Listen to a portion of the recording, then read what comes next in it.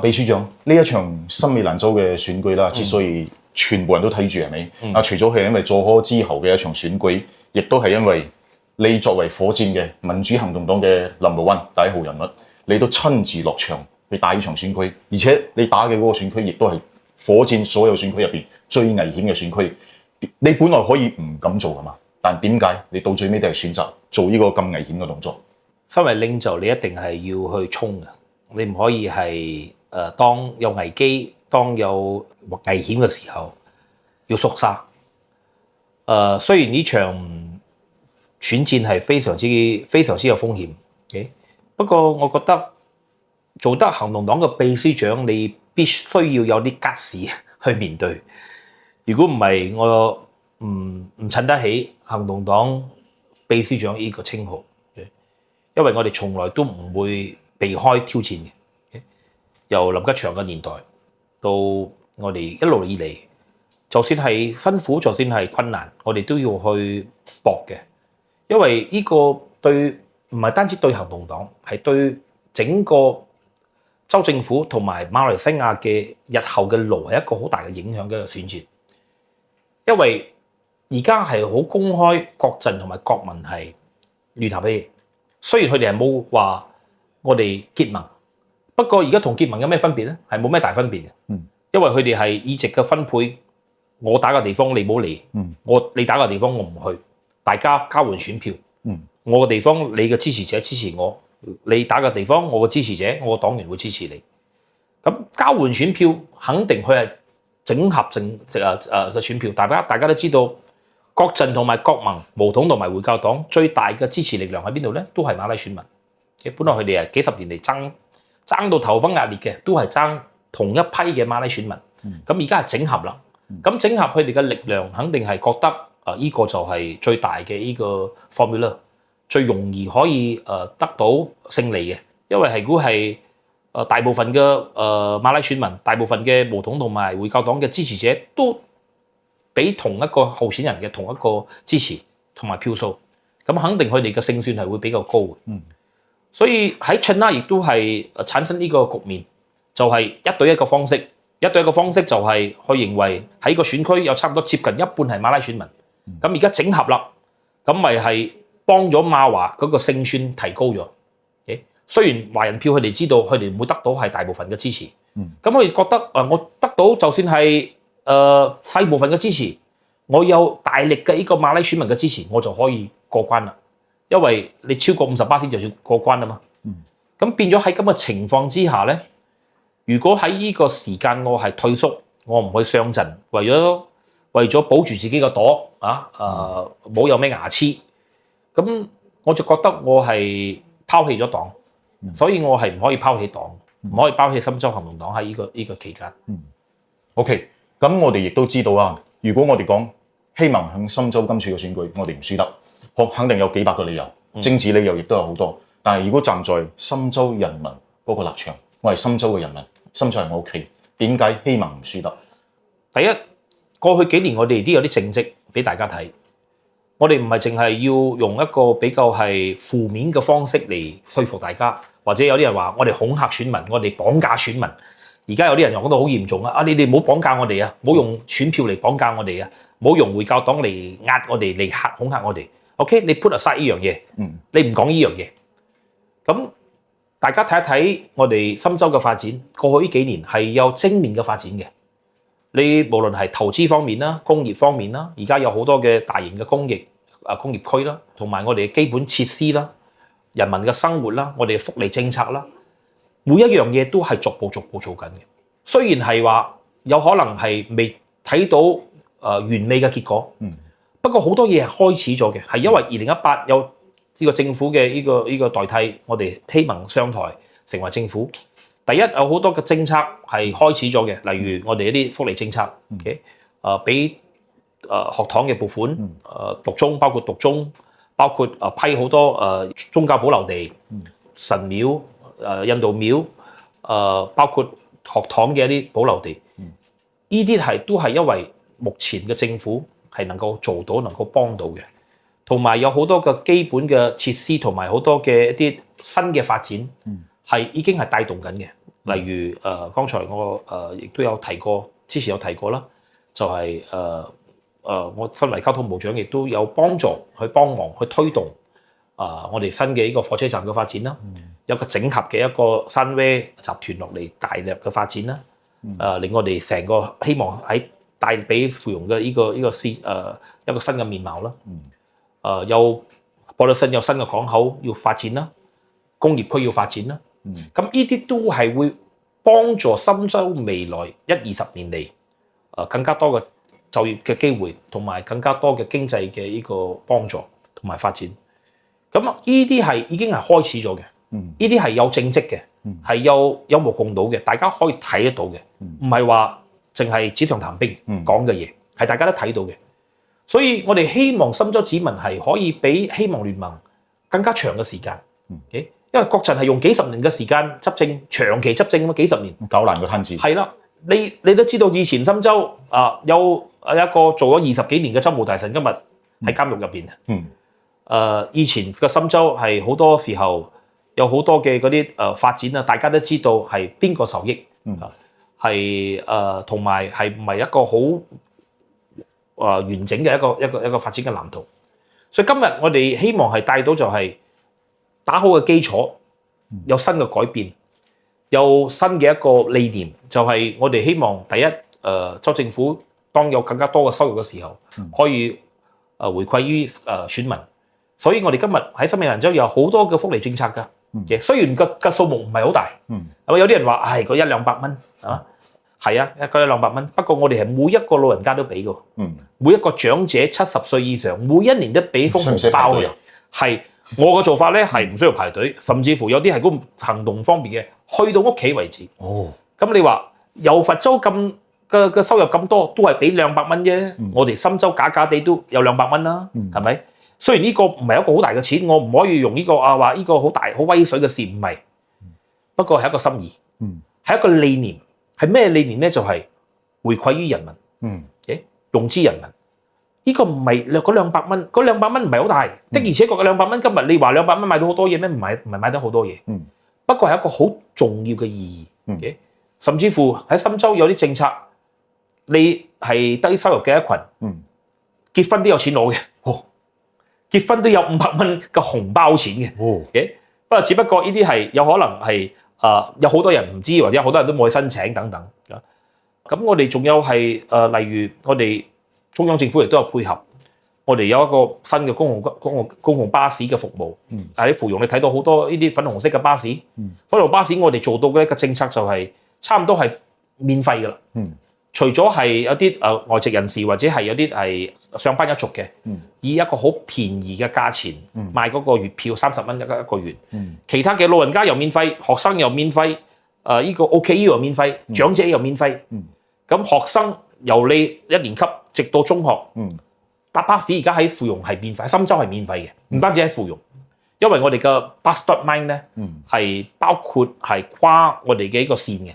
跨線嘅，即係例如你喺淡邊嚟芙蓉啊，芙蓉去博德新啊，芙蓉去謝勒布啊，呢啲巴士嘅服務，如果你係學生嘅話，都係免費嘅，長者都係免費嘅。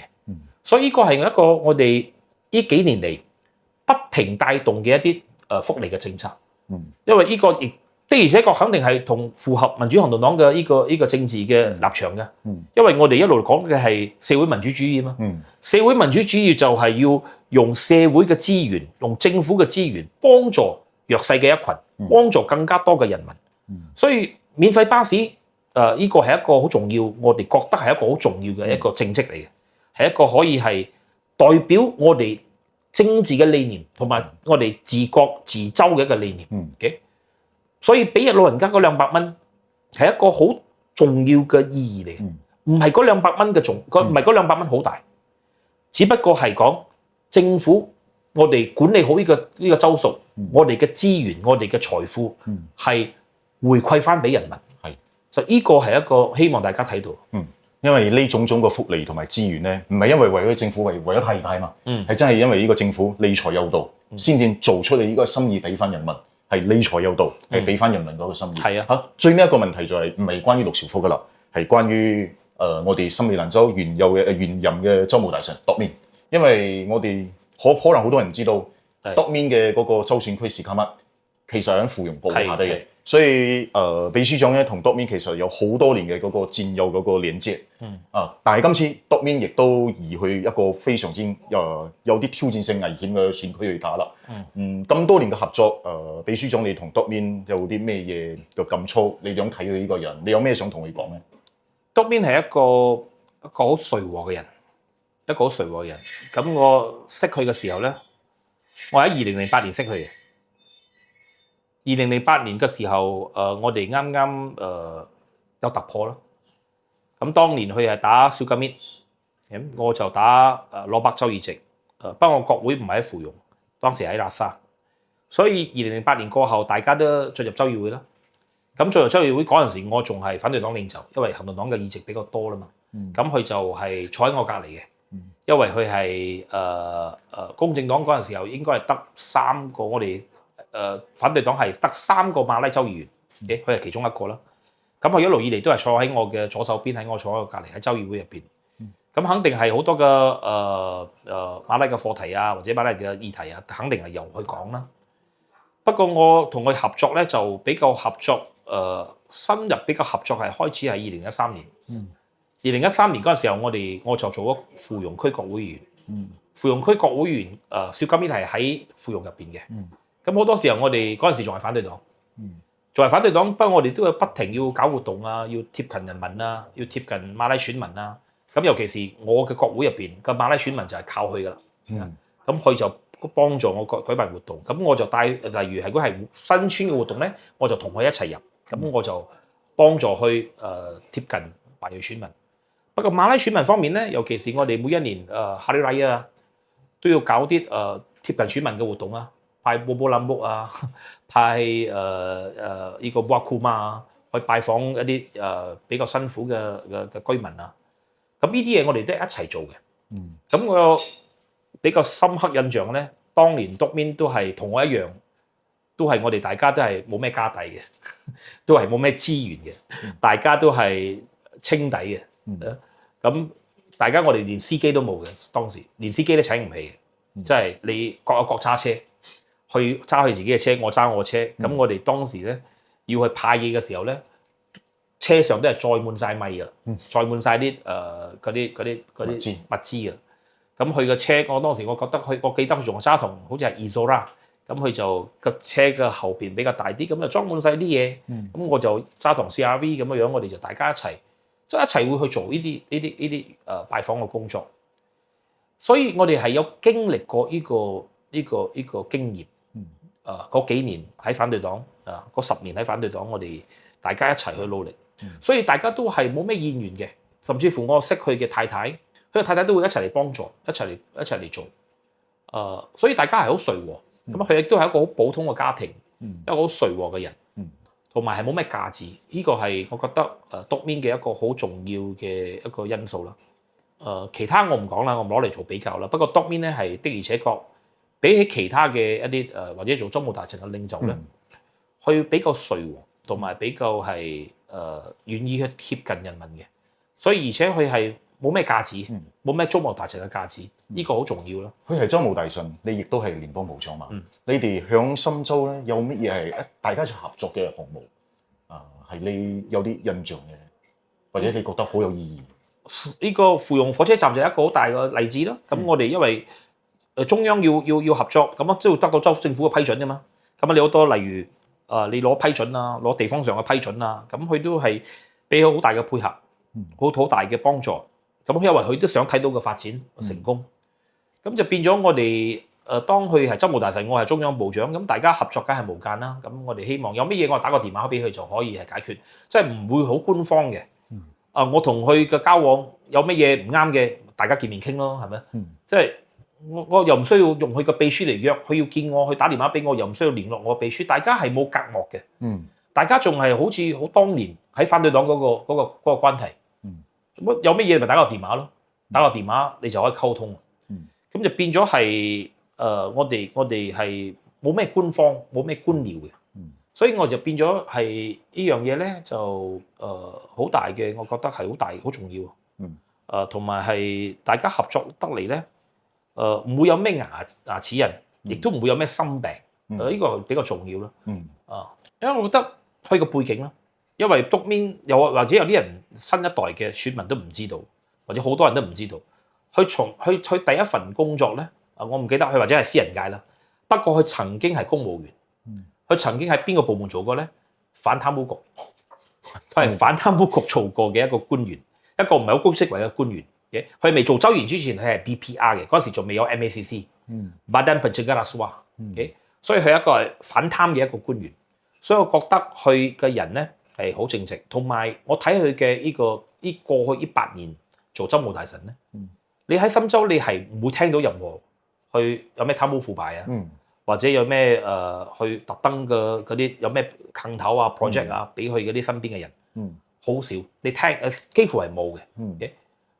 呢個係一個比較難得可貴嘅一個地方，同埋去好多例如鋪路嘅 project。去喺森美蘭州，我哋係一個好獨特嘅地方㗎。我哋森美蘭州嗰個例如好多嗰啲 Maris 你做咗州員你知道啦。Maris 即係中央嘅撥款落嚟俾我哋係重新鋪路嘅，嗰啲花園路啊、甘崩路啊，或者係一啲後巷啊、後巷嗰啲鋪路。所有鋪路嘅工程咧，嗰啲都係幾百千嘅工程，通常都係幾百千啊、幾十萬嘅工程。喺深州係點樣做法咧？係抽籤嘅。所有嗰啲符合條件嘅承包商，佢係擠一個寫喺個乒乓波入邊，用號碼嘅方式，係擠落一個好似我哋抽 lucky draw 咁樣，係抽籤嘅方式嘅。所以係如果你係抽過，你有機會做過㗎，你就要俾其他人嘅。所以佢唔知一年可以1、2次參與1、2個工程嘅。所以變咗係比較多嘅承包商有機會。同埋抽籤嘅方式，所以呢個就變咗係抽籤嘅時候咧，都係有 live 嘅，做 FB live 嘅，所以呢個係要透明，同埋要俾更加多人嘅機會。所以我覺得從呢一點你睇到就係我哋嘅州務大臣督面咧，佢係一個比較公平嘅人，同埋最重要咧，廉潔，注重誠信。